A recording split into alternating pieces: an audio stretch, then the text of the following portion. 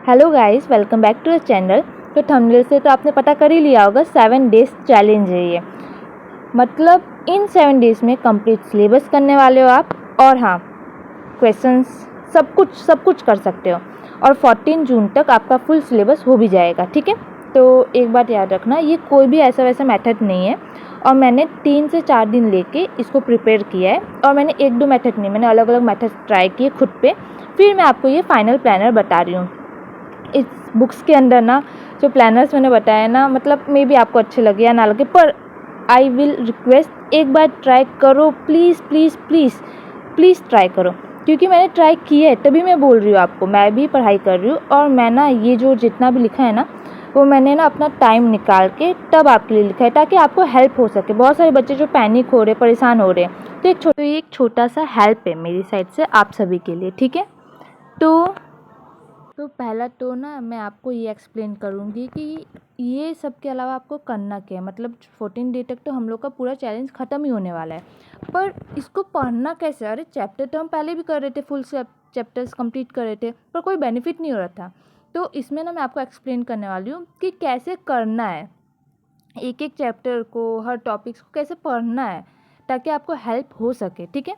तो उसके लिए मैंने वो पूरा डिटेल में ना नेक्स्ट पेज पे लिखा है, तो मैं आपको वो अच्छे से एक्सप्लेन करती हूँ, ठीक है। और हाँ, प्लीज़ प्लीज़ प्लीज़ सब्सक्राइब करना। मैंने बहुत ज़्यादा ही इसके लिए ना पूरा प्रिपेयर किया है, मतलब अपना टाइम दिया है, ओके। तो देखो, ये अपने लोग का है पूरा पेज, जहाँ पे लिखा है कि कैसे कैसे करना है, क्या क्या फॉलो करना है, ठीक है। पहला तो आपको इम्पॉर्टेंट टॉपिक्स बस पढ़ना है, फुल चैप्टर्स नहीं पढ़ना है, क्योंकि इतना टाइम ही नहीं है ना यार। हम लोग को ना 80% जो टेस्ट होता है ना, पेपर, वो ना कहाँ से आता है, 40% सिलेबस से। क्यों? क्योंकि वो 20% होता है, वो बाकी अलग अलग से आ सकते हैं।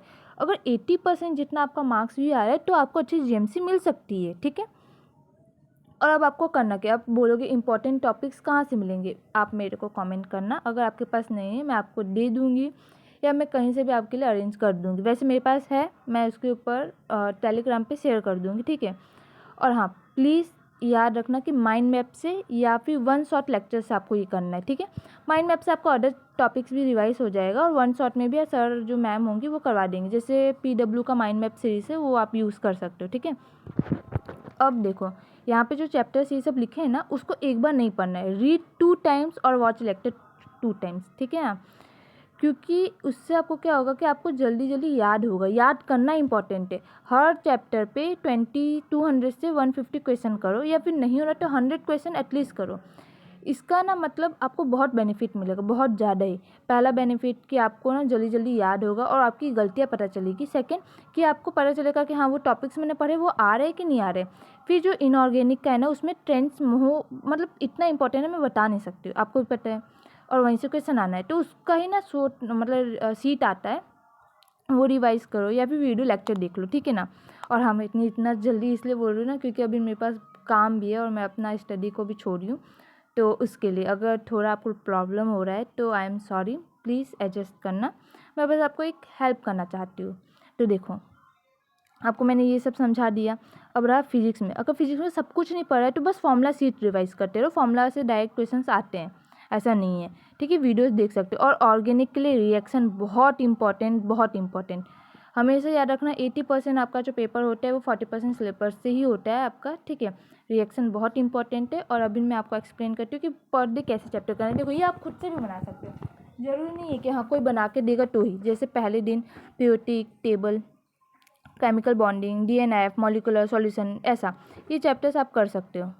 और फिर यहाँ से ना पूरा आप ऐसे एक बार में एक दिन में आप कर लोगे माइंड मैप के थ्रू। मेरे को पता है, मैंने किया है, ऐसा नहीं मैं कुछ भी बोल रही हूँ, मैंने करके देखा है, ठीक है, बिलीव मी।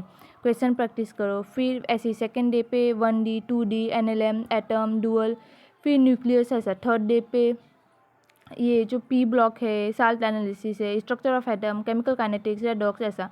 4 डे पे work power energy, gravity, thermodynamics, KTG, मतलब ऐसा पूरा। फिर 5th डे पे SHM, वेव, इलेक्ट्रोस्टेट्स में 2 चैप्टर्स आते हैं, इलेक्ट्रोकेमिस्ट्री और सॉरी इलेक्ट्रिक करेंट और सेमीकंडक्टर। फिर 6th डे पे आप इलेक्ट्रोकेमिस्ट्री ऐसा। और हाँ, मैंने ना यहाँ पे पर डे ना अलग अलग रखा है, मतलब केमिस्ट्री एक दिन रखा है, एक दिन फिजिक्स। उससे ना आपको मतलब अभी तो आपको जल्दी जल्दी सिलेबस कवर करना है, बहुत बच्चों ने चालू भी नहीं किया होगा, ठीक है, उनके लिए मैं एक्सप्लेन कर रही हूँ। और जिसने कर लिया वो भी कर सकते हैं, एक टाइप का आपका रिविजन हो जाएगा, कोई प्रॉब्लम नहीं इसमें, ठीक है ना। यहाँ पे आप देख सकते हो, मैंने आपको पूरा एक्सप्लेन किया, ऐसे दिखाया, आप इससे आइडिया ले सकते हो और कर सकते हो।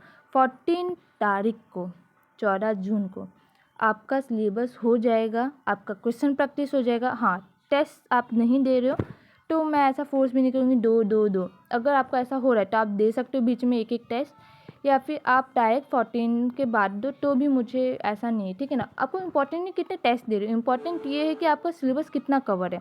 भाई सिलेबस ही नहीं हुआ है, किसी किसी रिवीजन ही नहीं है, मार्क्स ही नहीं आ रहे, वो डिमोटिवेट ही करेगा और कुछ नहीं होगा उससे आपको।